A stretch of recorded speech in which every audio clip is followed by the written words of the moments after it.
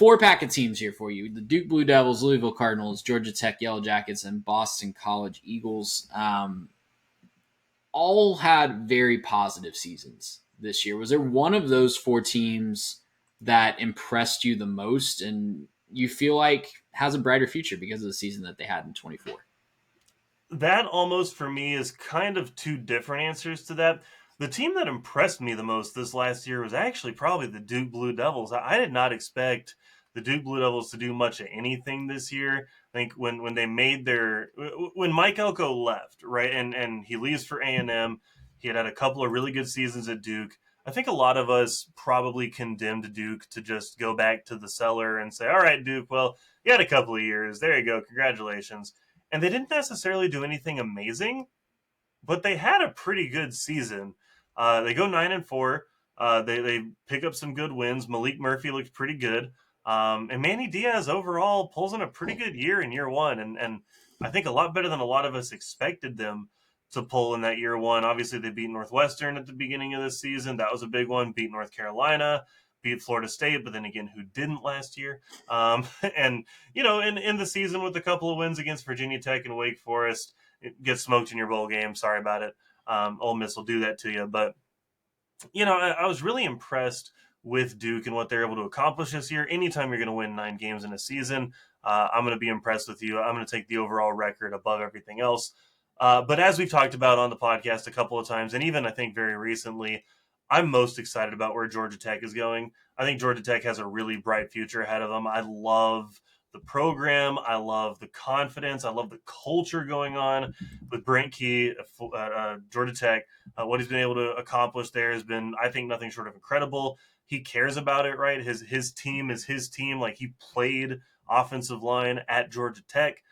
He cares about the program itself. He wants to be gritty. They ran the football extremely well this last year. Haynes King and Jamal Hayes basically running into brick walls just to gladiator themselves through. Almost pulled off the upset at Georgia.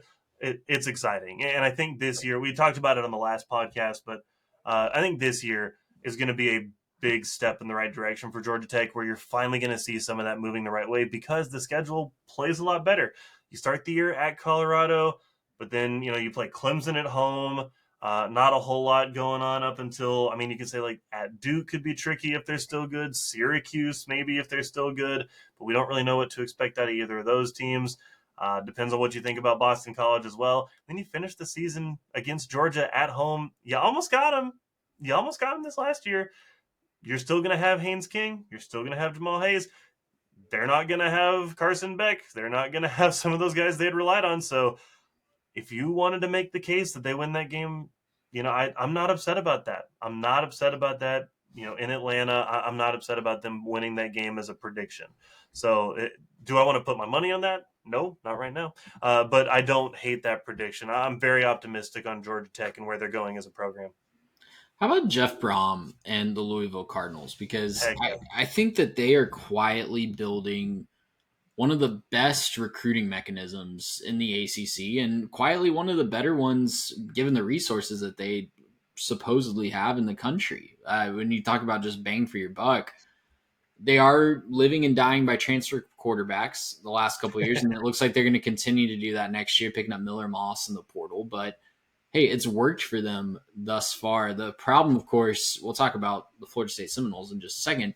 Problem is when you're living and dying by these 1-year rental guys, if you miss, you are going to just have an absolute crater of a season. But I really like what Jeff Brom is doing at Louisville. He's building a consistent winner, and I think eventually he's going to break through to that next step. I don't know if it's 2025, but if you keep getting 8, 9, eventually 10 wins, eventually you're going to knock down the door to an ACC championship, a conference championship, and find yourself in the playoffs. So excited to see what he can keep building there. Well, and I think the big point there is you have to be able to hit on the quarterbacks, but this might be the best quarterback they've had so far. I don't think there's anything that's a stretch about saying that Miller Moss is maybe the better quarterback they've had so far. Tyler Shuck was plenty good. What was it, Plummer the year before that? Jack Plummer. Yep. And neither of those guys are bad quarterbacks. They both played extremely well at Louisville. I think both of them passed for 3,000 yards, but Miller Moss is, I think, better. Like, talent wise, I think he's just better than both guys, and I think that he's going to come in there. Definitely going to be a little bit stable. I know that Shuck sometimes had his injury issues. I don't know how his season was last year, but a little bit banged up at times. He actually stayed healthy this year, and that was the reason that, which is a big deal. Yeah, it's a big deal. But I think Miller Moss, man, he's talented. The guy's got what it is. I think he's going to go out there and make a really big impact on Louisville this year. I think can maybe take that offense one step higher. We've talked a couple times about, well, what can you expect of this to get any better? Louisville, the program is good. The talent hasn't always been there. I think this is the better. Again, I think this is a better quarterback they've had. So whereas for a team like Miami, where we're talking about the quarterback position talent-wise falling off, even from Cam Ward to Carson Beck, that is a drop-off. I think this is just one more step in the right direction in terms of transfer portal hits in terms of the quarterback position. So shout out Louisville. If you can get your defense together a little bit more, you might be in play for a little bit of an elite season. Gracious him. How about that?